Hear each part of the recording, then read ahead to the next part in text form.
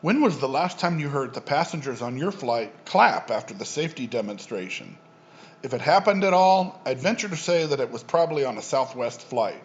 I love Southwest, ever since my first flight with them back in the 90s, and that was at a time when they still handed out plastic cards to give you your boarding number. I've liked the way that things on Southwest just feel different. But things are changing in 2025. Last month, Southwest started charging for luggage, and pretty soon, Southwest will have assigned seating too. Southwest is starting to feel more like every other airline.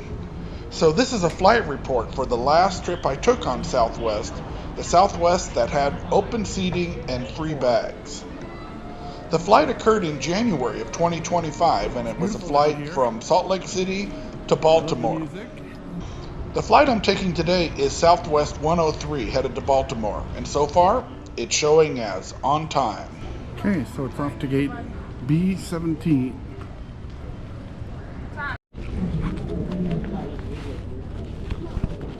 For those of you in the boarding area going out to Baltimore Southwest Flight 103, please be aware that you will have to show your IDs if you're 18 or older here to TSA at boarding time. Yes, you heard that correct.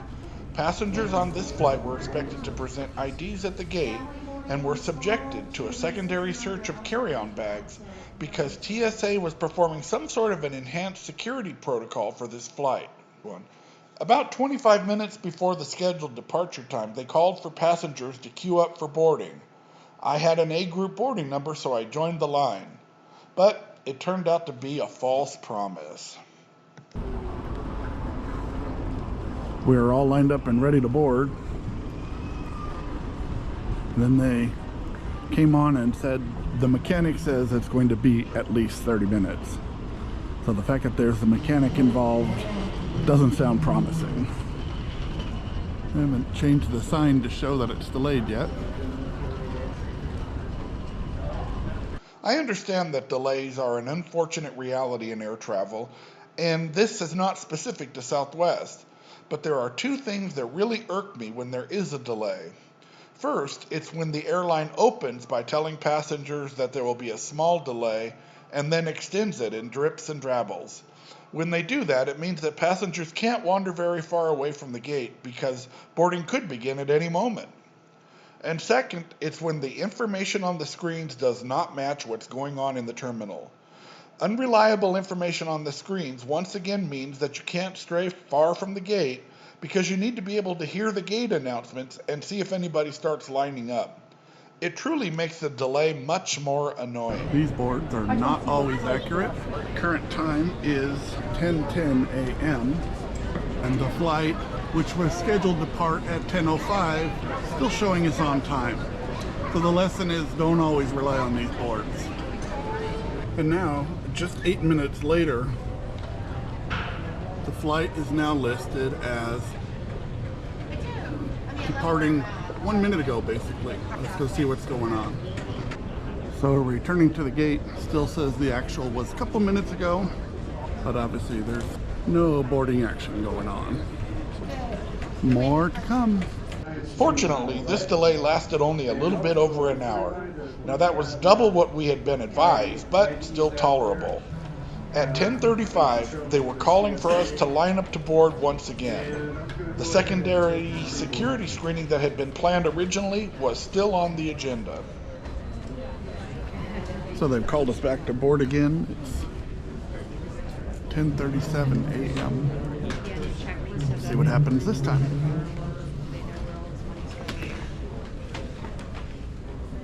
It's 2 mile, right? And also, just a reminder, please have your IDs out there so you can show them to the TSA. And I'm going to go ahead and take the pre-board.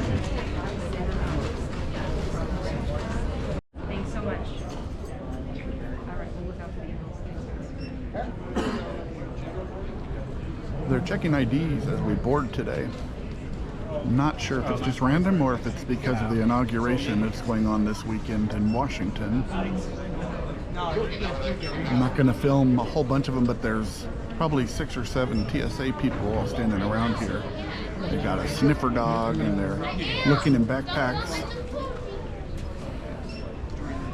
Go ahead and take A31 through 60. Welcome. Just gotta see the name.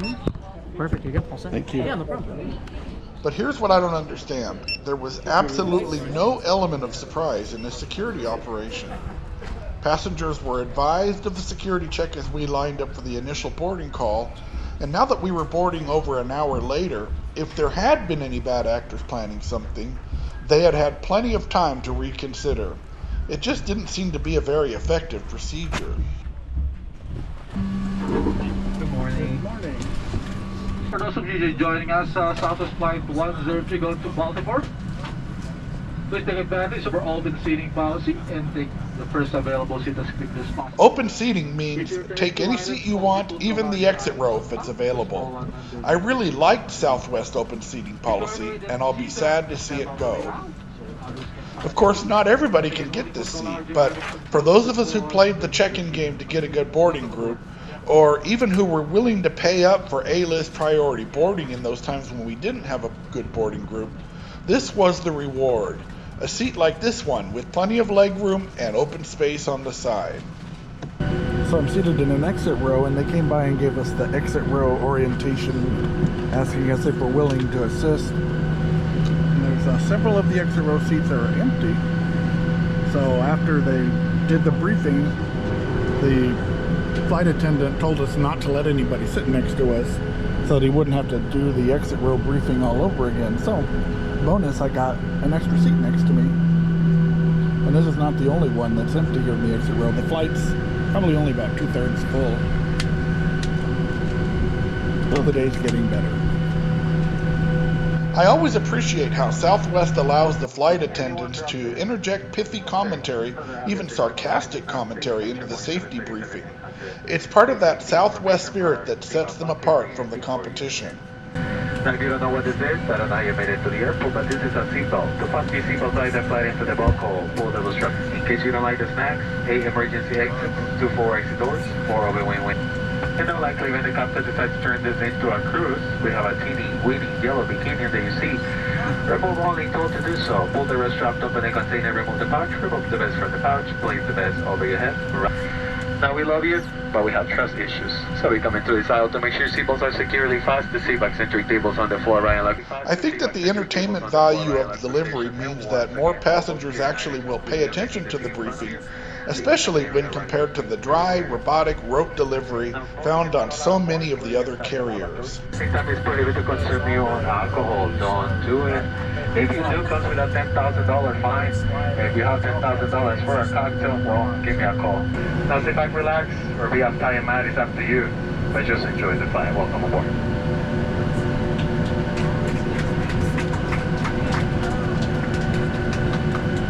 Applause for the safety briefing. Where else besides Southwest do you hear applause after the safety briefing? Okay, good news. We'll be clear for departure. Don't check those seatbelts. It's Boeing and it's going.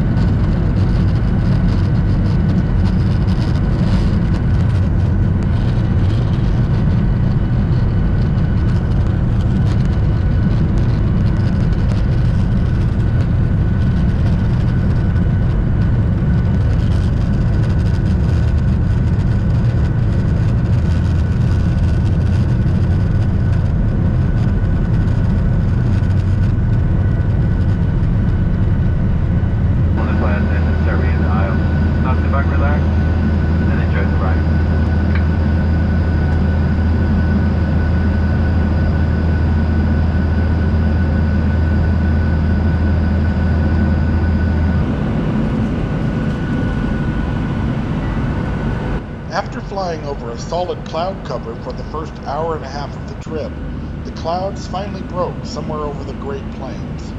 For a time, I couldn't place our location as I looked down at the ground, but then, suddenly, The unmistakable skyline of the Windy City on the shore of Lake Michigan came into view, and I was able to track our progress around the bottom of the lake.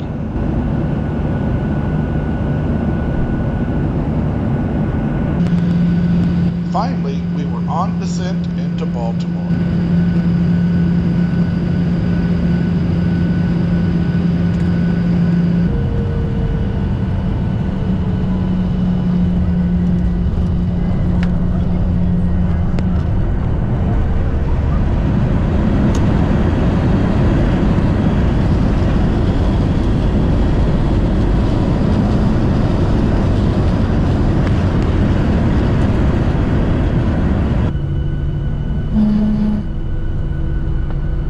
Good news, everyone. Brakes are working. On behalf of this flight crew and Southwest Airlines, we'd like to welcome you to Baltimore.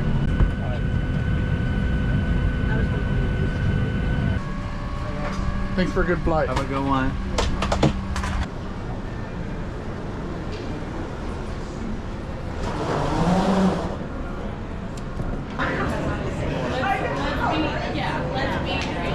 It's like 20 minutes since the plane landed, and the luggage has not begun to show up yet.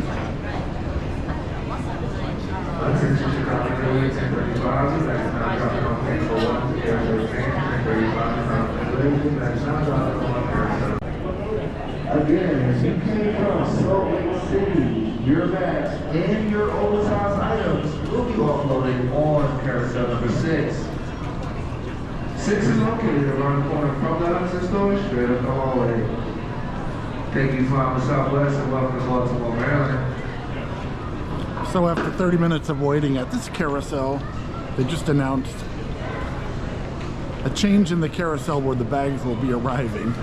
That's why you see this mad rush of people all leaving this carousel and headed now toward carousel number 6. And as we approach carousel 6 now, doesn't appear that this one's moving either.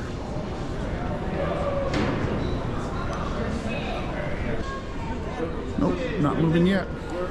All we did was move the crowd from one stalled carousel to another. Oh, there's the buzzer.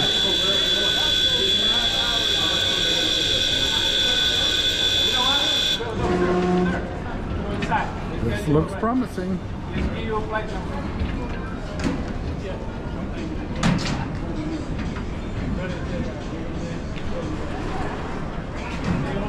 Nope, it stopped again.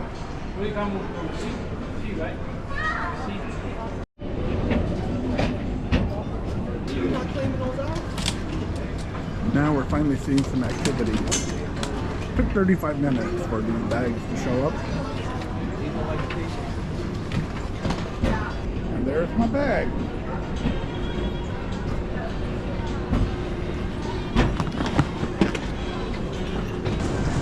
Here's the summary. The flight departed more than an hour and a quarter late, but arrived only about 45 minutes behind schedule. That means we made up a half an hour en route.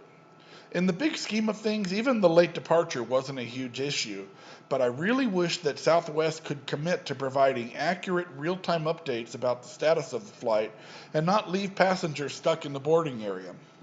Now, I called this issue conflicting information because I wanted it to include both the inaccurate information about the status of the departure in Salt Lake City, but also the confusion about the luggage delivery in Baltimore.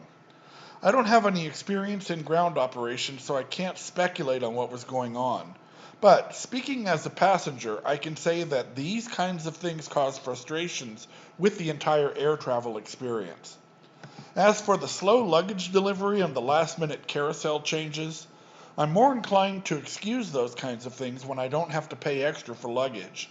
So I'm giving Southwest a pass for this flight, but once I end up on a flight where they charge me for luggage, when something like this happens, I'll be expecting some free rapid rewards points to placate me, just like Delta does. Postcard Dan is a channel with videos about travel, geography, and history. If you enjoyed this video, please consider giving it a thumbs up. That helps YouTube to share it with more people like you who like this type of content. And if you enjoy the content on my channel, I'd be honored to have you as a subscriber. Thank you for watching.